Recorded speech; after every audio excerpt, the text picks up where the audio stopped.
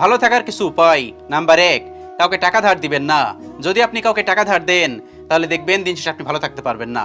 সেজন্য কখনোই টাকা ধার দিবেন না। টাকা ধার দিয়ে একটা ভালো কাজ, কিন্তু সেটা বুঝে শুনে দেওয়া উচিত। নাম্বার 2, কাউকে অন্ধবিশ্বাস করবেন না।